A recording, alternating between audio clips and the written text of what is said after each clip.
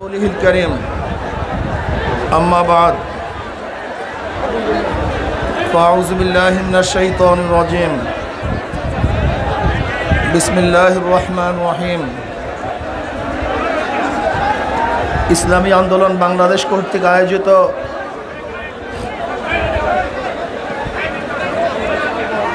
আজকে বিভাগীয় সম্মেলনের সম্মানিত প্রধান অতিথি আমাদের সেরে তাজ ইসলামী আন্দোলন বাংলাদেশের সংগ্রামী আমির হজরত মাওলানা মুফতি মোহাম্মদ রেজাউল করিম, উপস্থিত ইসলামী আন্দোলন বাংলাদেশের কেন্দ্রীয় নেতৃবৃন্দ, বিভিন্ন এলাকার থেকে কষ্ট করে আগত আমার দিন প্রিয়, ইসলাম প্রিয়, দেশপ্রিয় ভাইয়ের আমার, আপনারা জানেন সমাবেশের আয়োজন কেন করা হয়েছে। দ্রব্যমূল্যের ঊর্ধ্বগতি নয়, আমি মনে করি দ্রব্যমূল্যের রকেট গতি, রকেটের চেয়ে দ্রুতগামী চলতেছে। আপনি দেখুন 2001 থেকে শুরু করে আজ পর্যন্ত নিত্য প্রয়োজনীয় দ্রব্যের দাম কতবার বেড়েছে। যদি সরকার ব্যর্থ হয়, যদি সরকার ঊর্ধ্বগতি বন্ধ করতে ব্যর্থ হয়, তাহলে জনগণ বাধ্য হয়ে সরকারকে গদি থেকে নামাবার ব্যবস্থা করবে। কেন পেটে ক্ষুধা থাকলে কিছুই ভালো লাগে না, মাথা ঠিক থাকে না। পেটে ক্ষুধা থাকলে আমাদের বরিশালের ভাষা একটা কথা আছে, চোখে জুনিক দেখে তখন বউরে মা ডাকে। কথাটা বুঝাতে পারিনি। জনগণ যদি ক্ষুধার্ত হয়, যেরকম ক্ষুধার্থ নেকড়ে বাঘ কার উপর আক্রমণ করে নেকড়ে বাঘ নিজেও জানে না, তার জীবন থাকবে কি থাকবে না এই চিন্তা নেকড়ে বাঘ করে না, সিংহ করে না।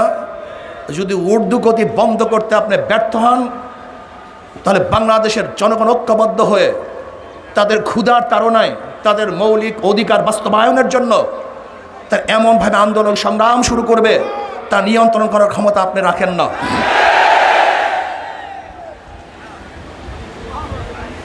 শিক্ষা সিলেবাস থেকে ইসলামী শিক্ষাকে সংকোচন করা শুরু হয়েছে। সংকোচন নয়, আসলে বাদ দেওয়ার চক্রান্ত করতেছে। শিক্ষামন্ত্রীকে দীপমণি তার অবস্থা কি সম্পর্কে আপনারা কি জানেন? এক শিক্ষা প্রতিষ্ঠানকে কেন্দ্র করে তার আত্মীয় স্বজন যেই পরিমাণের টাকা লুট করেছে, মনে হয় যেন চাঁদপুরে যদি প্রত্যেকটা রোডে মোড়ে এক একটা বিল্ডিং করা হয় তাহলে সেই টাকা শেষ হবে না। সেই দীপমণি শিক্ষামন্ত্রী সে কি করছে? ইসলামী শিক্ষাকে সংকুচিত করছে আর ডারউইনের বিবর্তনবাদ সিলেবাসের মধ্যে প্রতিষ্ঠিত করেছে। ডারউইনের থিওরি কি? মানুষের স্রষ্টা আল্লাহ নয়, মানুষ থেকে নয়, মানুষ বানর থেকে। যদি এই বিশ্বাস কোনো মানুষের মধ্যে একবার ঢুকে, সে আল্লাহকে বিশ্বাস করবে না, কোরআনকে বিশ্বাস করবে না।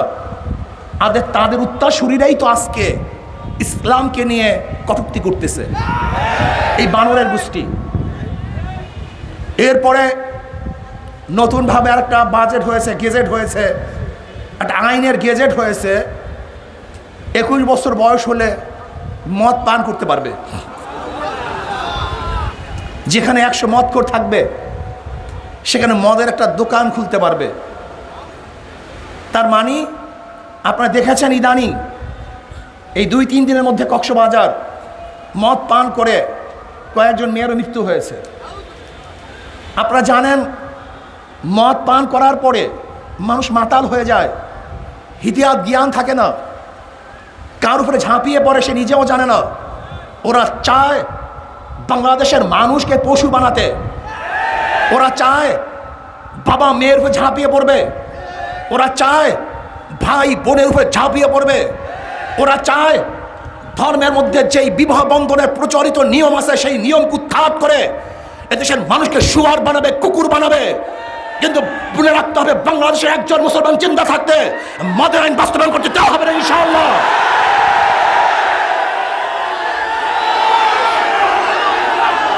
পুরো ভাইয়ার আমার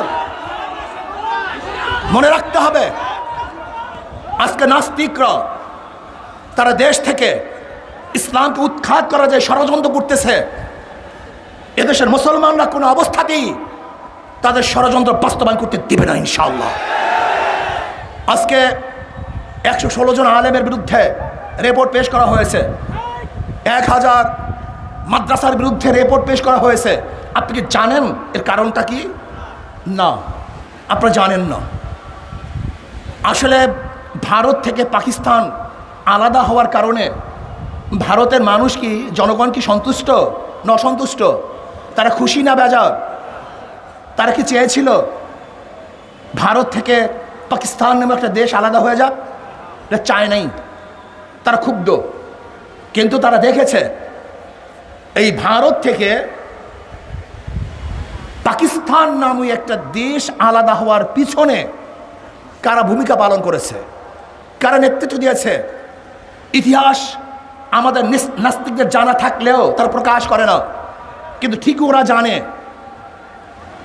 পাকিস্তান নামীয় এই ভূখণ্ডের পক্ষে সংগ্রাম করেছিল মুসলমান। শুধু কি তাই, ব্রিটিশের বিরুদ্ধে আন্দোলন সংগ্রাম করেছিল মুসলমান।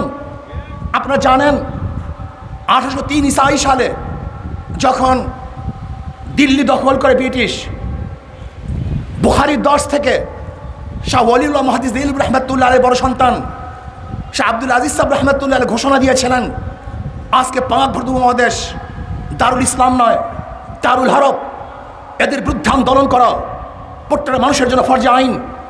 সেই ঘোষণার প্রেক্ষিতে ভারতের বিরুদ্ধে ব্রিটিশের বিরুদ্ধে আন্দোলন করতে গিয়ে সর্বোচ্চ জীবনের কোরবানি দিয়েছিল মুসলমান। সবচেয়ে বেশি কোরবানি দিয়েছিল ওলামায়ে কেরাম। 80,000 আলেমদের হত্যা করা হয়েছিল।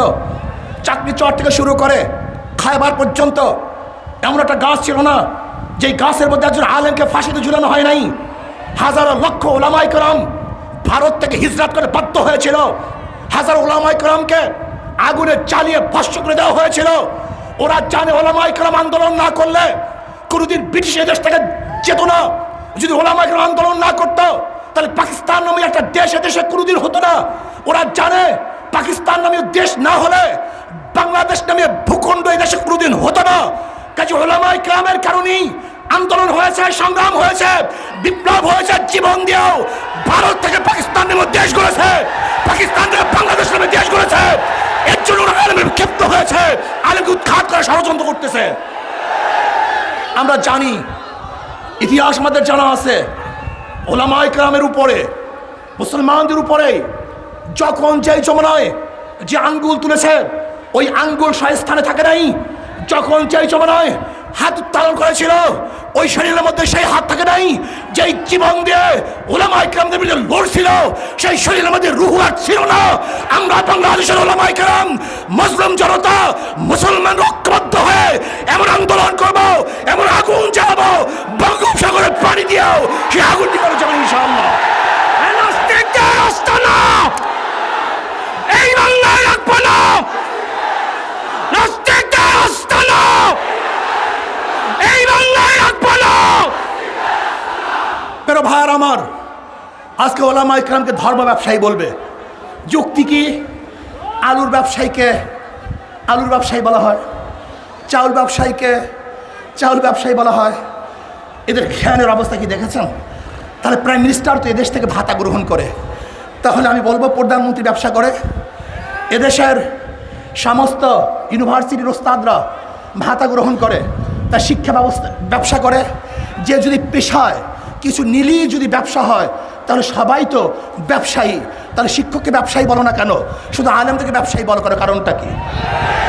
আসলে আমরা ব্যবসায়ী নয়, বরং ওরা যে অবৈধ ব্যবসা শুরু করেছে ওলামায়ে কেরাম তা বাধা দেয়, বিদায় ওদের ব্যবসার ক্ষতি হওয়ার কারণেই ওলামায়ে কেরামকে ব্যবসায়ী বলে।